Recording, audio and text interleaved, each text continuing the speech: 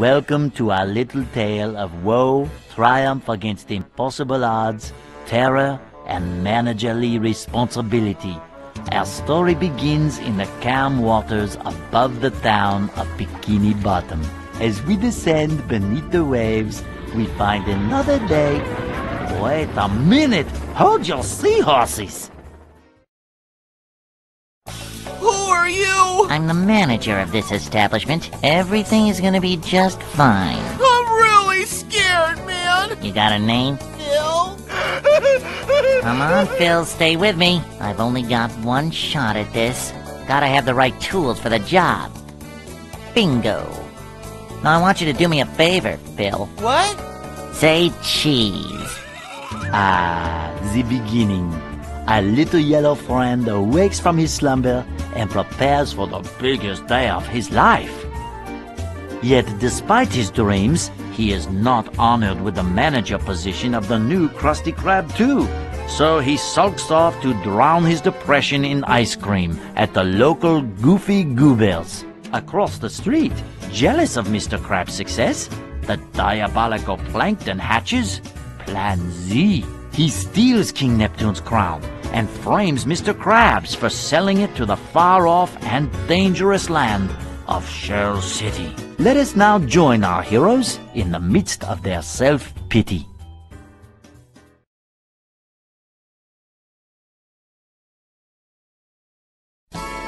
There you are, Patrick. I've been trying to find you all evening. It's 8 in the morning, SpongeBob. Oh my gosh, 8 o'clock. I am late for work. Mr. Krabs is gonna kill me. Oh, Mr. Krabs. Back at the Krusty Krab, King Neptune confronts Mr. Krabs about his alleged thievery.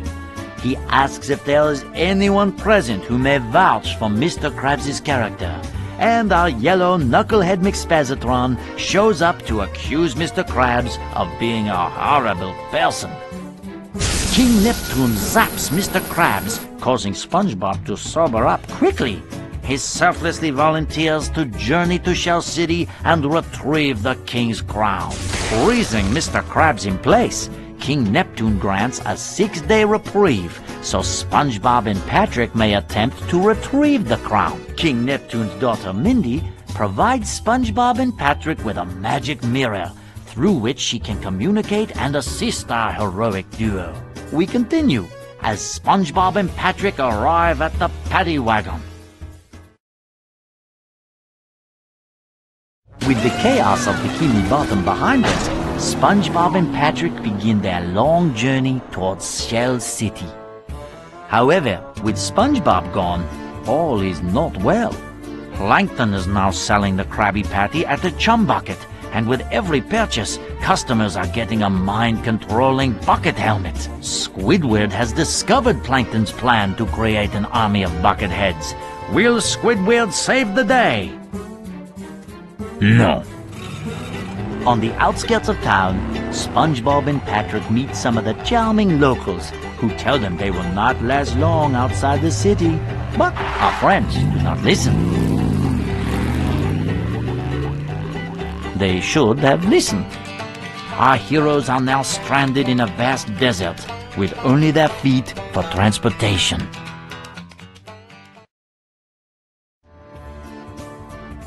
Our heroes, having foiled Plankton's evil plans, continue across the desert. But Plankton remains one stubby step ahead of them. He sends someone to make sure that they will fail. He is a vicious, ruthless killer named Dennis. Fortunately, SpongeBob and Patrick have discovered the paddy wagon in a parking lot. But the key is missing. So the only thing to do is to go into the rough, tough bar and look for it. Good luck, my friends. You're going to need it.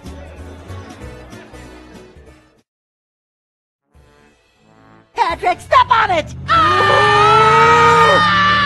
Come on, kiddies, have some ice cream. Jump for it, Patrick! And so, the hideous creature was vanquished by an even more hideous creature, coming from the deep ocean trench. Well, we lost our car again. Never mind the car. Where's the road?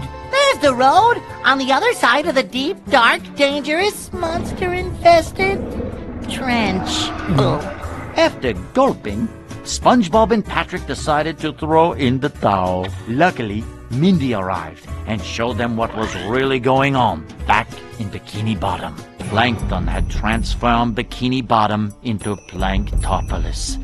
The sight of their city convinced our heroes to continue on to Shell City.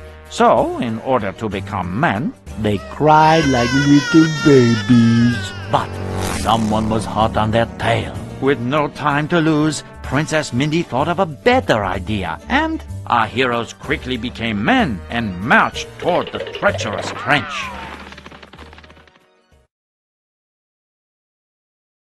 And that is how SpongeBob and Patrick escaped the trench full of hideous, disgusting monsters. Meanwhile, Dennis continues to follow our heroes. Some unsavory types attempt to get in his way, but he manages to reason with them.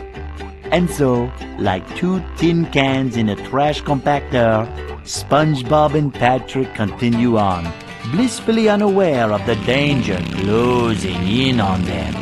Standing in their way is a field full of stanky garbage, but with Shell City somewhere on the other side, they have no choice but to push on. Finally, I got you right where I want you. That's a big boot! Don't worry, this'll only hurt a lot! I love this job! Bigger boot! Wait, Pat! This bigger boot saved our lives! Yay! Thank you, stranger! It's the Cyclops! Run! And so, SpongeBob and Patrick escaped the clutches of the mad, murderous Dennis, only to be captured by the even more hideous Cyclops, and then they passed out, awakening in a dreamy, goofy goober wonderland where... Oh, wait a minute. Hey, it's the Goofy Goober! Patrick, there's the Goofy Goober himself! Oh boy! As I was saying, SpongeBob and Patrick continued on, allowing nothing to distract them. Goofy, goofy, goober, goober, yeah! It's just a dream. Don't waste your time. Go ahead.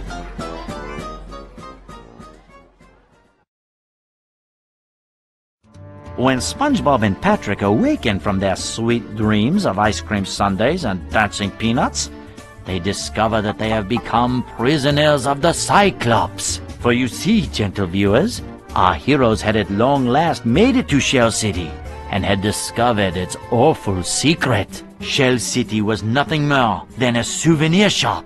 Those who were captured were dried up and turned into smelly knickknacks. And that is precisely what was happening to our two friends. The situation seemed to be completely and utterly hopeless. But they were saved by the tear of the Goofy Goober, as well as a conveniently placed sprinkler system. King Neptune's crown lay nearby, but our heroes still needed to escape the treacherous depths of Shell City and get past their most dangerous adversary, the Cyclops.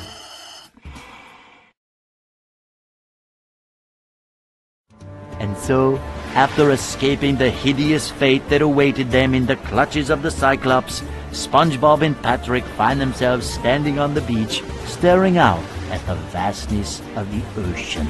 How are we gonna get back to Bikini Bottom? I can take you there. Who are you? I'm not a lifeguard, but I play one on TV. Hooray! So, where's your boat? Boat? Hooray! Nothing can stop us now! Bikini Bottom, here we come!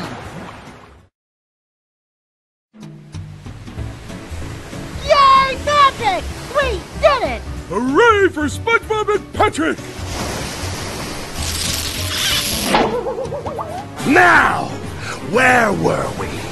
Wait, Dennis! Look out behind you! That's it! I'm through messing around! See you later, fools! Huh? Ah! After many adventures, our heroes arrive back home. But it is a much, much different place from the one they left. Where there once was rolling green fields and bustling city streets, there is now Planktopolis, a city as dark and twisted as the heart of its teeny tiny ruler. All of Bikini Bottom's familiar faces are now covered by unfashionable mind-controlling buckets. And perhaps most horrible of all, King Neptune is at the Krusty Krab too, preparing to fry Mr. Krabs. Bikini Bottom's only hope rests with a small yellow sponge and a pink sea star. Can they survive the dangers of Planktopolis? Ooh, let us hope so. Kill him! Kill him, you idiot! Idiot? No, idiot. French for handsome man. Eugene Krabs, it looks like you were innocent the whole time. Oh well, that's why pencils have erasers. And now to thank the brave heroes who recovered my crown and saved Bikini Bottom, SpongeBob and Patrick, you have performed a manly deed. I'm so proud of you. Thanks, Mindy. I've learned a few things about myself. I may be a dork and a wingnut. Your Knucklehead McSpazitron. Yes, but more importantly, I'm a kid, and I like being a kid. I'm just glad that everything is back to normal. And so ends the most heroic tale ever told in Bikini Bottom. And as the sun sets over the island paradise above the waves, we must stop and wonder, how long until the sequel? Depends on the box office. Now go outside and get some sun. You look awful pale.